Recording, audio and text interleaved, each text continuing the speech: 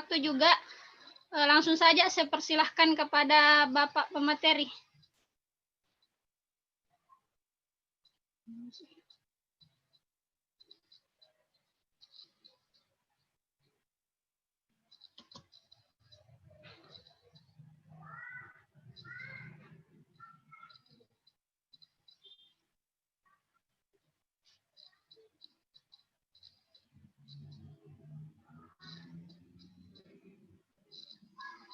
Ya, halo.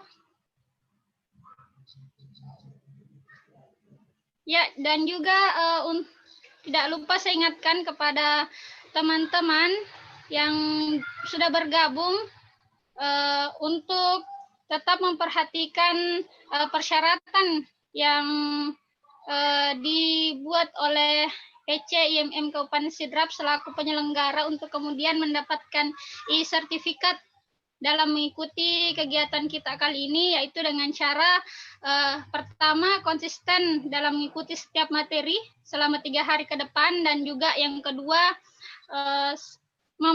mengisi daftar hadir setiap materinya yang akan kemudian linknya dibagikan di room Zoom.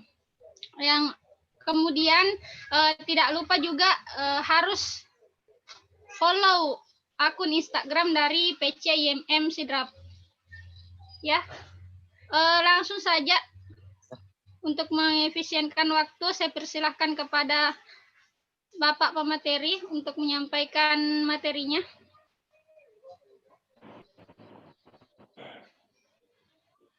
Halo, sudah masuk ya? Ya, sudah jelas Pak. Oke. Assalamualaikum warahmatullahi wabarakatuh. Waalaikumsalam warahmatullahi wabarakatuh. Terima kasih atas kesempatan yang diberikan. Jadi pada siang hari ini saya ucapkan terima kasih kepada teman-teman dari IMM yang telah mempercayakan saya sebagai pemateri pada siang hari ini. Jadi adapun konsep sistem kepartaian yang saya akan bawakan, karena kebetulan saya dari Partai Nasdem, jadi agak mayoritas saya bawakan berkaitan dengan Partai Nasdem karena konsep kepartaian juga terkadang beda dengan partai-partai lain. Jadi suatu sistem partai politik terutama di Indonesia itu adalah bagaimana kita membangun politik demokratis berkeadilan, berarti menciptakan tata ulang demokrasi yang membuka partisipasi politik rakyat dengan cara membuka akses masyarakat secara keseluruhan. Mengembangkan model pendidikan kewarganegaraan untuk memperkuat karakter bangsa, serta melakukan perubahan menuju efisiensi sistem pemilihan umum. Memantapkan reformasi birokrasi untuk menciptakan sistem pelayanan masyarakat, melakukan reformasi hukum, menjadikan konstitusi Undang-Undang 1945 sebagai kontrak politik kebangsaan, di mana Indonesia yang merdeka sebagai negara bangsa berdaulat secara ekonomi, bermartabat secara dalam budaya. Adapun mengenai hal-hal tersebut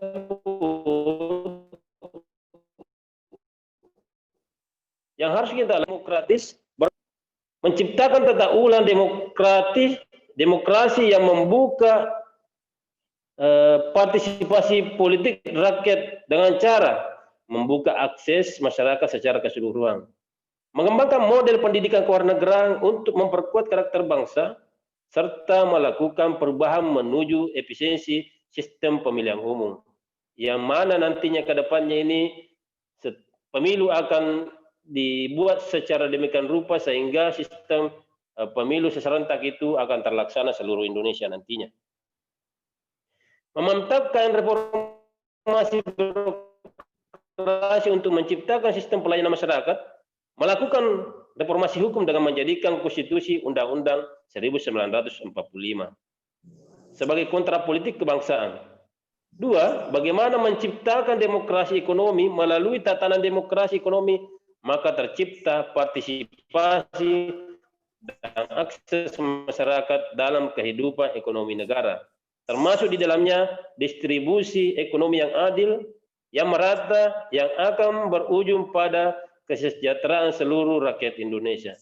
Dalam mewujudkan cita-cita ini, maka perlu kita mendorong terciptanya lapangan kerja, sistem jaminan sosial nasional, penguatan industri nasional, serta mendorong kemandirian ekonomi di tingkat lokal. Ketiga, bagaimana menjadikan budaya gotong royong sebagai karakter bangsa. Dalam mewujudkan ini, maka sistem yang menjamin terlaksana sistem pendidikan nasional yang terstruktur dan menjamin hak memperoleh pendidikan bagi seluruh rakyat Indonesia. Menyelenggarakan pendidikan kewarganegaraan yang mencipta sehingga seluruh rakyat Indonesia merasa cita rasa royong sebagai kesehatan keseharian, di mana kebudayaan ini akan menciptakan karakter bangsa yang bermartabat dan menopang kesiapan dalam kehidupan global. Oleh karena itu, sistem memang kepartaian, khususnya dari fraksi Nasdem di pusat, sudah mengusulkan bagaimana parlemen tersebut itu ditingkatkan supaya partai-partai bisa ke depannya tidak terlalu gemuk yang lolos di parlemen. Sehingga nantinya dalam persoalan kebijakan untuk menetapkan suatu kebijakan di negara ini, karena biar bagaimanapun apapun yang terpilih nanti menjadi legislatif adalah merupakan perwakilan dari masyarakat, khususnya daerah lokal kita sendiri. Saya kira dalam hal kepartaian itulah yang mencoba ditawarkan oleh kami, bahwa partai-partai sekarang ini, khususnya Partai Nasdem, telah melakukan cara-cara baru berpartai, di mana kami dalam setiap keadaan, setiap waktu, kami selalu hadir di tengah-tengah masyarakat, melakukan kegiatan sosial, melakukan hal-hal yang menjadi keinginan masyarakat nantinya. Oleh karena itu, kami berharap ke depannya melakukan cara-cara tersebut kami lakukan supaya pendidikan politik ke masyarakat nantinya sudah bisa tergambar bahwa beginilah sebenarnya partai-partai yang harus melakukan hal-hal mendasar untuk mengadakan perubahan di daerahnya masing-masing. Saya kira sementara dari saya tahu dari moderator ada yang mau dipertanyakan atau peserta yang lain. Sekian, Assalamualaikum warahmatullahi wabarakatuh.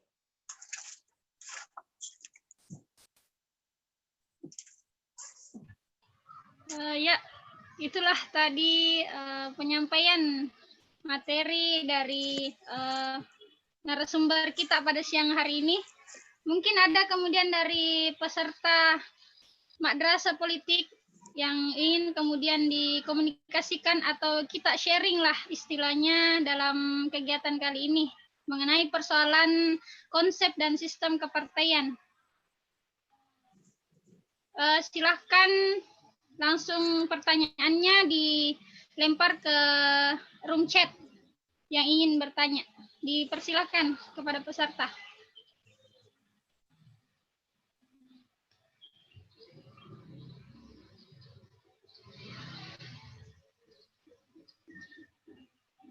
Apa ada pertanyaan?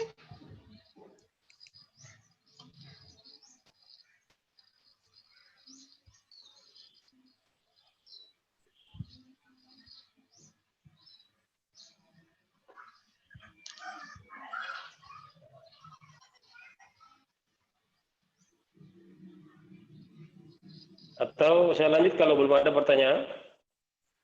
Ada beberapa hal yang harus saya juga sampaikan.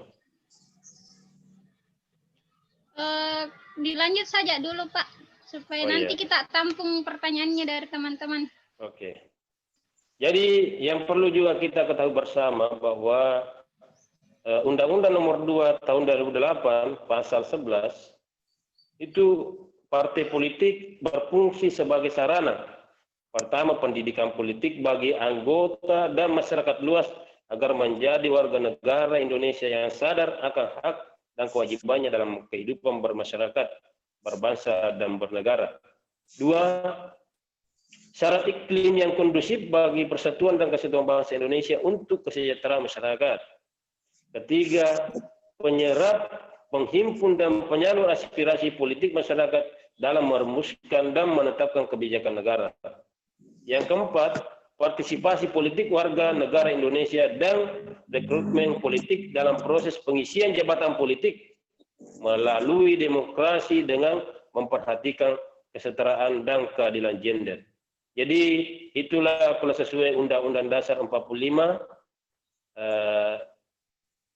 tujuan partai politik dibentuk di Indonesia ini. Saya kira kalau ada yang ingin dipertanyakan silakan.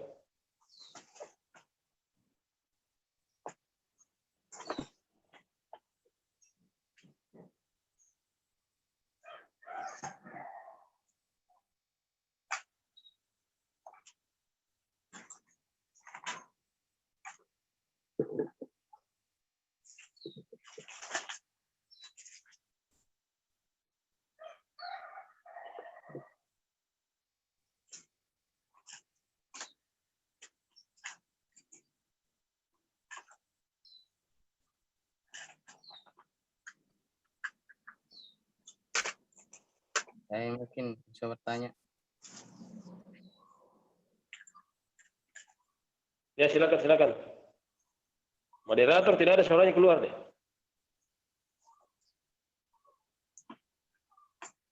Belum ada, belum ada.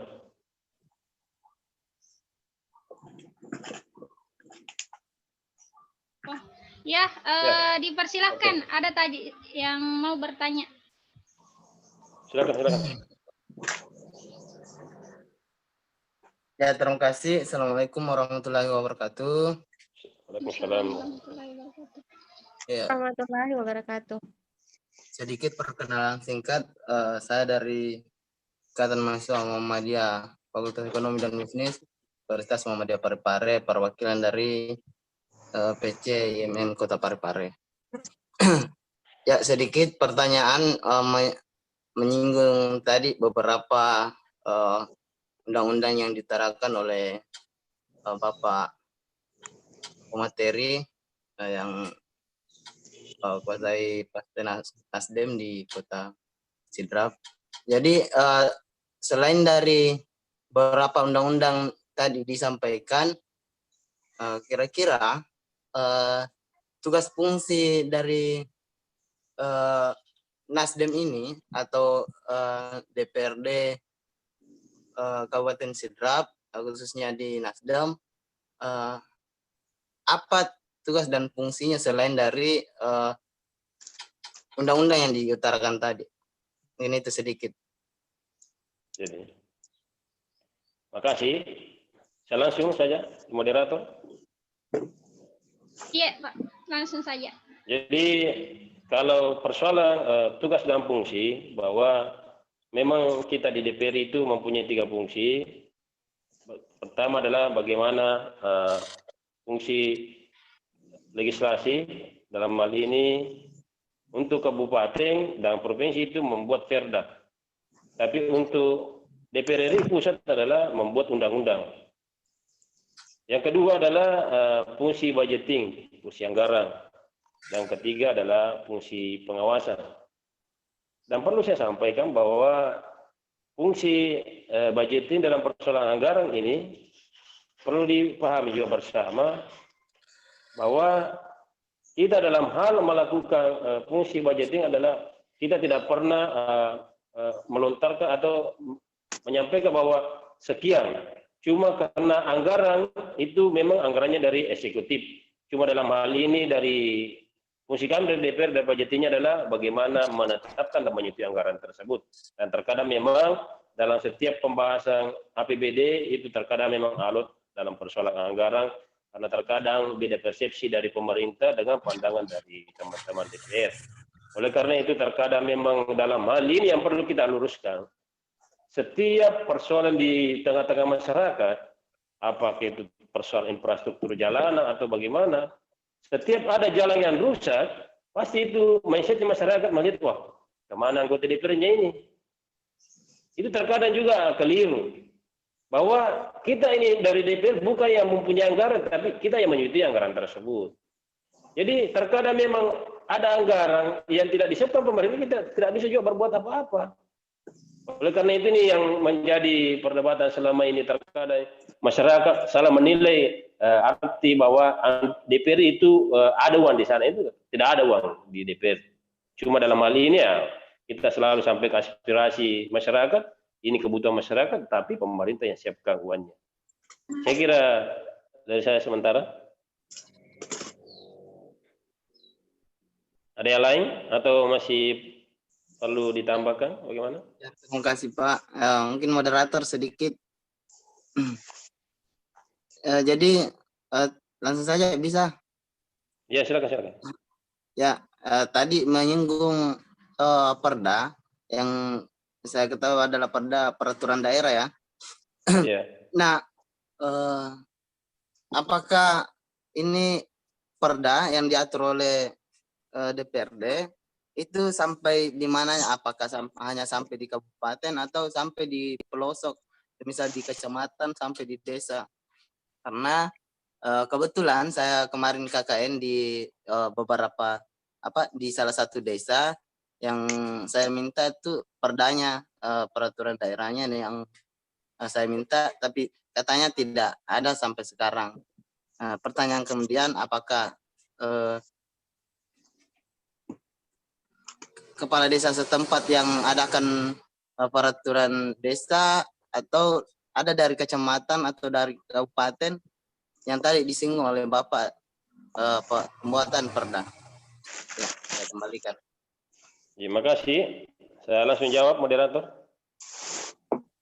Jadi dalam hal pembuatan perda itu ada dua macam, bahwa ada perda inisiatif dari DPR, ada perda yang diusulkan oleh pemerintah. Ini semua melalui proses, mulai proses bagaimana tanggapan masyarakat. Kalau kita berbicara real, ini ada beberapa tahap yang harus kita lakukan. Setelah ada penyerapan aspirasi dari masyarakat kita kumpulkan, itu kita adakan lagi studi banding ke luar daerah, membandingkan kalau memang daerah tersebut sudah ada perda yang telah dibuat, kita bandingkan apakah cocok dilaksanakan di daerah kita atau tidak. Inilah sebenarnya yang harus dilakukan selama ini. Karena mohon maaf saja, setelah saya telusuri sebelum-sebelumnya, ternyata memang perda yang dilakukan selama ini adalah bagaimana saya mengcopy paste setiap perda-perda yang ada di daerah lain, tanpa melalui kajian-kajian di lapangan apa betul ini sudah dibutuhkan masyarakat atau memang sudah cocok untuk masyarakat perda ini. Dan di sisi lain, kami sebagai fungsi eksekutif dalam legislatif dalam persoalan ini, terkadang memang kita kewalahan dalam persoalan bagaimana menyebarkan perda tersebut. Kan terserah saja kami dari DPR untuk periode ini kami sudah usulkan bagaimana setiap perda yang telah disahkan oleh pemerintah bersama DPR diangkat. Jadi sebelum ada perda begini. Nah itulah kelemahan-kelemahan yang dilakukan pemerintah sebelum-sebelumnya.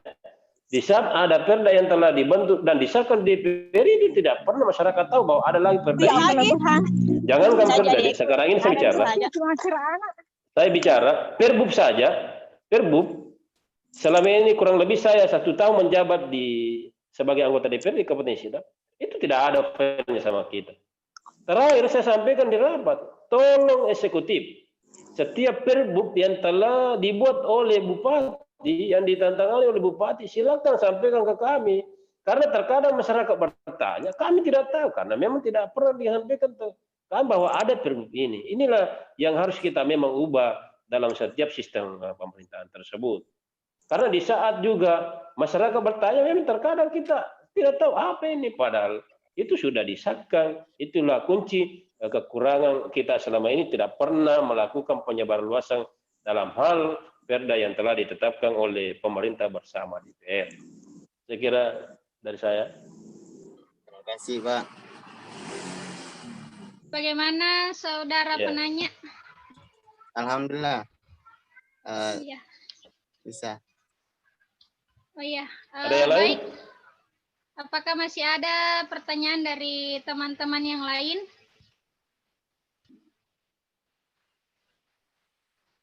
Langsung saja saya persilahkan jika ada.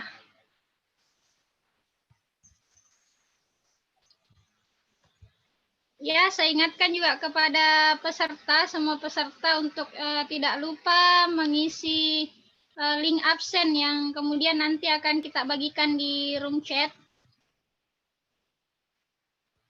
Dan juga silakan di follow akun Instagramnya PC IMM Sidrap. Bagaimana? Apakah ada pertanyaan? Ya, silahkan kepada siapa saudara Adam Sriwandi. Silahkan Kak. Bismillahirrahmanirrahim. Assalamualaikum warahmatullahi wabarakatuh.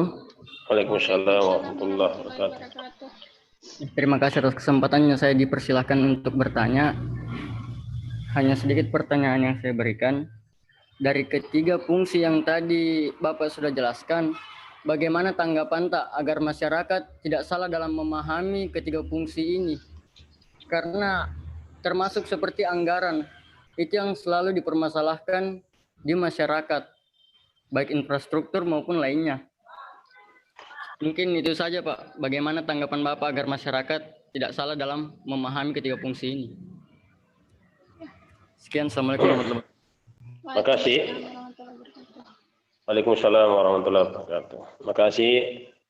Jadi itulah di DPR sebagai anggota DPR kami memang telah disumpah bagaimana kita melakukan dan siap memperjuangkan aspirasi masyarakat di dapilnya masing-masing. Itulah sumpah kami yang pertama waktu dilantik. Jadi perlu kita ketahui bersama bahwa bagaimana memberikan pemahaman tentang masyarakat. Itulah juga kita disediakan anggaran reses, tunjangan reses. Tunjangan reses itu melekat di gaji kami itu per tiga kali dalam 1 tahun. Cuma kekurangannya dalam persoalan tunjangan reses tersebut, kami tidak pernah dibekali anggaran reses semenjak kami dilantik ini. Kami cuma untuk berjuang ke depannya bagaimana anggaran reses itu juga melekat di DPR Sidrap. Supaya di saat kami turun ke lapangan melakukan reses, maka kami bisa mengumpulkan masyarakat. Di saat kami mengumpulkan masyarakat, kami kasih pemahaman tentang perda, kami kasih pemahaman tentang fungsi-fungsi yang dilakukan oleh DPR sebagai yang menjabat sekarang ini. Dan di mana dalam hal ini untuk 1 tahun menjabat kami ini, kami tidak disediakan anggaran reses seperti anggaran di provinsi dengan kota Madya Makassar. Bayangkan saja di provinsi itu, kalau namanya anggaran reses itu sampai 105 juta. Itu 1 kali reses. Tapi kami dari DPR Kabupaten Sidrap tidak dibekali anggaran reses, cuma tunjangan reses melekat di gaji kami. Jadi dalam hal pelaksanaan reses kami terbatas untuk pengumpulan masyarakat karena kami tidak dibekali anggaran tersebut. Tapi tanpa anggaran tersebut kami juga selalu turun. Apa yang menjadi keluhan masyarakat, apa yang menjadi keinginan masyarakat, kami selalu jembatani, kami selalu juga sampaikan ke pemerintah bahwa inilah yang diinginkan masyarakat. Dan mengenai bagaimana tadi itulah yang kami lakukan selama ini, banyak-banyak turun ke bawah. Setiap ada reses, waktu reses yang kami dilakukan, kita juga turun ke bawah. Dan dalam hal ini juga terkadang juga bisa kita paham bersama bahwa DPR sebenarnya itu tanpa dibekali juga anggaran reses, setiap kami turun ke bawah apakah ada kegiatan undangan dari pemerintah atau undangan dari masyarakat, kami selalu juga lakukan sosialisasi hal tersebut. Jadi supaya bagaimana anggapan masyarakat ini tidak salah menilai beginilah fungsi sebenarnya seorang anggota DPR. Saya kira sementara dari saya. Ya, itu jawaban dari narasumber kita. Bagaimana dengan saudara Himawan Adam Sriwandi? Ada tanggapan, Kak? Ya, mungkin sangat cukup puas dengan jawaban karena mungkin jawaban yang tadi pemateri berikan lebih kepada penyuluhan terhadap masyarakat. Jadi saya sangat Berterima kasih atas jawabannya. Oh ya. Untuk selanjutnya saya persilakan lagi kepada teman-teman yang lain, apakah ada kemudian yang ingin dipertanyakan atau Ya, sama-sama. di-sharingkan pada kesempatan kita kali ini. Berhubung karena narasumber kita masih berada di tengah-tengah kita. Mungkin masih ada.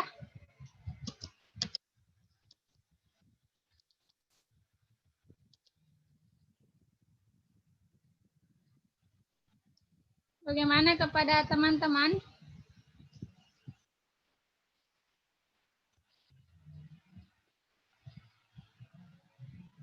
Ya, tapi Dek, kalau memang sudah tidak, karena ada juga sebanyak kegiatan saya di Makassar ini, jadi saya cuma meluangkan waktu untuk sebentar, karena juga harus pertemuan yang saya harus ikuti setelah ini. Oh iya. Kalau kira-kira sudah tidak ada, saya... Jika sudah tidak ada, mungkin ada kemudian closing statement dari pemateri. Saya persilahkan, Pak. Jadi dalam hal ini, memang persoalan politik yang harus kita bicarakan bersama adalah bagaimana meluruskan tentang persoalan politik ini. Yang perlu kita pahami bersama, ada bahasa Bugis yang mengatakan, na politik saire.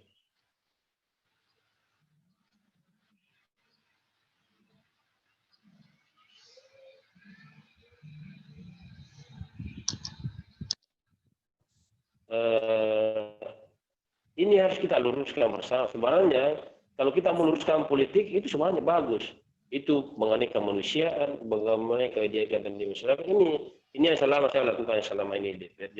Tapi tanpa kita masuk di politik, kami nggak bisa sebarkan hal tersebut. Jadi melalui kesempatan kali ini saya sampaikan bahwa insya Allah kedepannya kami akan luruskan namanya politik yang sebenarnya tanpa lagi dikatakan politik begini model. Saya kira dari saya, karena kebetulan juga banyak kegiatan saya. Kalau ada, ya, silakan minta baik, nomor itulah. saya sama moderator dan sebagainya kalau ada yang perlu dipertanyakan. Saya pikir itulah kemudian sharing-sharing kita pada hari ini. Ya, saya selaku moderator mewakili tim penyelenggara dalam hal ini PCIMM Kabupaten Sidrap mengucapkan banyak terima kasih kepada Bapak karena menyempatkan waktunya untuk kemudian berbagi bersama kita terkait konsep dan sistem kepartaian, terutama yang ada di Kabupaten Sidrap. Ya. Terima kasih kepada teman-teman. Ya, Pak. Saya ucapkan juga terima kasih kepada teman-teman peserta madrasah politik yang sudah bergabung ya dari awal materi hingga akhir, yang tetap konsisten. Semoga kita dapat tetap istiqomah dalam mengikuti kegiatan ini selama 3 hari ke depan nantinya. Ya, saya pikir itu